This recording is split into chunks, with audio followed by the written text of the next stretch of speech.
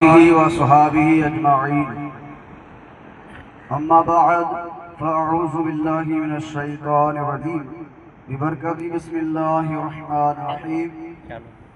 या अय्युहल्लज़ीना आमनुत्तक़ुल्लाहा वकूनू मअस्सादिक़ीन। सदक़ल्लाहुल अलियुल अज़ीम व सदक़ रसूलुहुन नबियुल अमीनुल करीम। वडा वणकार जाजत मीह वसन माकूं, वडा वणकार जाजत मीह वसन माकूं।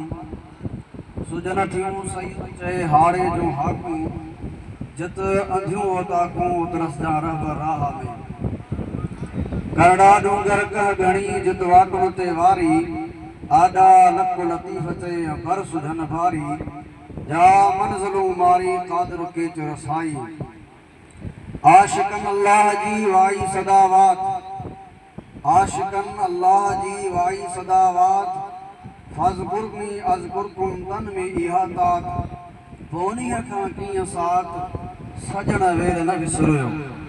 जमात सगोरी सब खां पहिरीं तव्हां असां मिड़ई गॾिजी ॿिन्ही जहाननि जे सरदार अरिहन जे आधार इमामुल अंबिया हबीब किबरिया राजदार अरब अजम फ़ख्र आदम बनी आदम हजरत अहमद मुजतबा सैयदना मुहम्मद मुस्तफ़ा सल्लल्लाहु अलैहि वसल्लम जी बारगाह बेकशपना में मोहब्बत अक़ीदत ज़ौक़ सां बाआवाज़ बुलंद दुरूद शरीफ जो नज़रानो पेश करियो।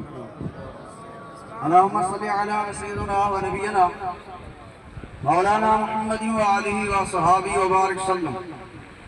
सल्लु अलैहि सलातु व सलामुन अलैका या सय्यदी या रसूलल्लाह, सलातु व सलामुन अलैका या हबीबल्लाह सल्लल्लाहु तआला अलैहि व आलिहि वसल्लम।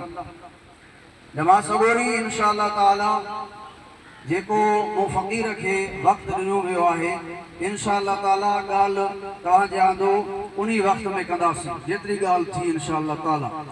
जमात सगोरी अल्हम्दुलिल्लाह तव्हां असां खुश नसीब आहियूं। अल्लाह तबारक व तआला जो फज़ल करम आहे। हे अल्लाह जे फज़ल करम सां बाज सां तव्हां असांखे शेखुल इस्लाम वल मुस्लिमीन गौसुल आलमीन गौस बाउल हक़ बहवदीन अबू मोहम्मद ज़करिया मुल्तानी रहमतुल्लाह अलैहि जी बाबरकत महफ़िल नसीब थी आहे। अल्हम्दुलिल्लाह तव्हां असां भागन वारा आहियूं, नसीब वारा आहियूं, मुक़द्दर वारा आहियूं अल्हम्दुलिल्लाह।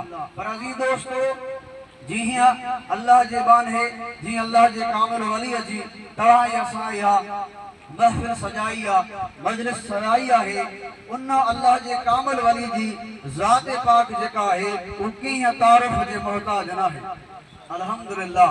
सभई तव्हां उन बुज़ुर्ग जूं करामतूं ॿुधियूं हूंदियूं ऐं ॿुधंदा रहंदा इंशाअल्लाह ताला। हमेशा उन अल्लाह जे कामिल वली जूं करामतूं बयान थींदियूं रहंदियूं। मां तव्हांजे आदो उन बुज़ुर्ग जी बारे जे अंदरि हिकिड़ी ॻाल्हि ॿुधायां जेका हज़रत शेख बाबा फरीदुद्दीन गंज शक्कर रहमतुल्लाह अलैहि लिखी आहे। चओ सुभान अल्लाह। हज़रत दाता गंज बख्श लिखनि था त हिकु मर्तबा मां ऐं हज़रत गौसुल आलमीन सां गॾु हुजां ऐं बादशाह शमशुद्दीन अल्तमस हुजे, असां हुनजे दरबार में हुजूं। वॾा वॾा बुज़ुर्ग वेठा हुजनि, वॾा वॾा आलिम हुजनि।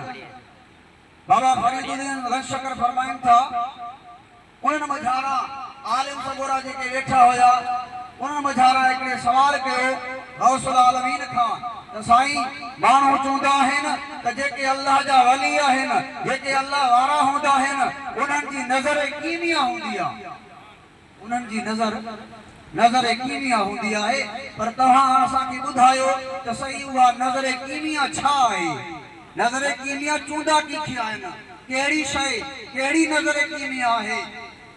तो मुंहिंजा अज़ीज़ दोस्त मुसलमान भाउर, अल्लाह जे वलियनि सां मोहबत करण वारा ॿुधो हज़रत गौसुल आलमीन छा चयो, छा कयो।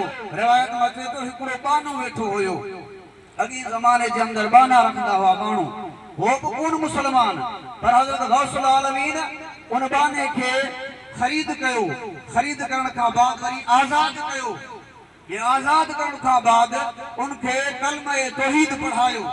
मुसलमान कयो ए मुसलमान करण का बाद रिवायत में अचे थो त सुणे गौसुल आलमीन उन जे बदन ते उन जे जिस्म ते पंहिंजो पाक हथ घुमायो हथ घुमाइण खां बाद उन जी पुठीअ ते थपड़ूं ॾेई चवण लॻो त इहे आलिम जेके वेठा आहिनि आलिम सगोरा इहे जेका तोखां पुछनि जेको उन जो जवाबु ॾिजां उहे जेके आलिम वेठा हुया बादशाह जे दरबार जे अंदर उन्हनि अची आलिमनि उन जेको नयो मुसलमान थियो हुयो न शेख जेको हुयो उन खां सवाल कयो पर उहो सवाल ईअं पियो ॾे क़ुरान हदीस सां ऐं अलाह जो कलाम ईअं पियो पढ़े जीअं सावण जो मींहुं वसंदो आहे उहे जेके आलिम सगोरा हुया उहे तर्जुम में पइजी विया हैरान थी विया हज़रत गौसुल आलमीन सगोरे उन्हनि खे चयो त तव्हां चयो हुयो न त अल्लाह जे वलियनि जी नज़र कीमिया छा हूंदी आहे त उन जी माना ई तव्हां जे साम्हूं आहे इहा आहे नज़र कीमिया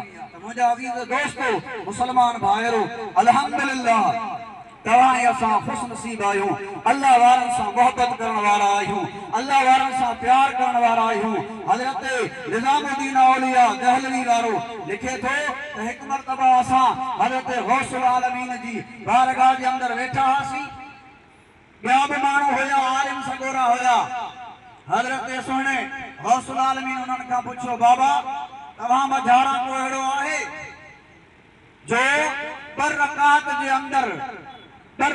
जे अंदरि पूरे क़ुरान जो ख़त्म करे ॻाल्हि समझ में अचे थी सुहिणे गौसुल आलमीन पुछो जेके वेठा हुया बारगाह जे अंदरि जेके वेठा उन्हनि खां पुछो तव्हां मझारा अहिड़ो आहे जेको ॿ रकात नफ़िल जे अंदरि क़ुरान जो ख़त्म करे जेके वेठा हुया उन्हनि मां केर बि कोन पुछो पोइ हज़रत निज़ामुद्दीन औलिया लिखे थो त ख़ुदि हज़रत गौसुल आलमीन उथिया ऐं ॿ रकात नमाज़ शुरू कयूं पहिरीं रकात पढ़ियूं त पूरो क़ुरान शरीफ़ ख़त्म कयूं ऐं ॿी रकात में चोथो क़ुरान पढ़े सलाम वारा आहियूं जो सुभान अल्लाह